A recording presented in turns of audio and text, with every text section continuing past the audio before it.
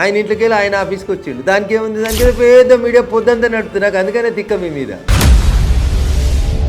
3 స్తంభాల మీద ప్రజాస్వామ్యం బతుకుతుందని చెప్పలే. ఆ 4వ స్తంభం అనే పేరు నీకు ఇచ్చిర్రు. దాన్ని కాపాడుకోవాలి జర్నలిస్ట్ మీరు. గజ్వేల్ ఎమ్మెల్యే గారు అని చెప్పేసి అంటా ఉన్నారు. ఆయన మాజీ ముఖ్యమంత్రి కదా, తెలంగాణ తొలి ముఖ్యమంత్రి కదా. అయ్యో, రాసుకోవడానికి మాజీ ముఖ్యమంత్రి అని రాసుకోవడం ఇష్టం లేనోడు తొలి ముఖ్యమంత్రి అని రాసుకుంటుడు. ఆయన మాజీ ముఖ్యమంత్రి కాదా? రైట్. ఎమ్మెల్సీ లా ఈ క్యాంపెయినింగ్ ఎట్లా నడుస్తా ఉంది? 3 మేమే గెలుస్తాం. 3 గెలుస్తాం. ఏ భరోసాతో చెప్తా ఉన్నారు రఘునందన్ రావు? చదువుకున్న వాళ్ళంతా మా దిక్కే ఉన్నారు. మోడీ గారి మీద విశ్వాసం ఉంది. చదువుకున్న వాళ్ళు ఉన్నారా, డబ్బులు ఉన్నోళ్ళు ఉన్నారా? దుబ్బాక మాజీ శాసనసభ్యులు మీరు. ఇప్పుడు దుబ్బాకను పట్టుకొని ఉన్నట్ట వదిలేసినట్ట? ఎందుకు వదిలేస్తాం? దుబ్బాక ఇది part and parcel of Medak parliament. 100% Dubbaka కూడా నా నియోజకవర్గంలో ఒక భాగం.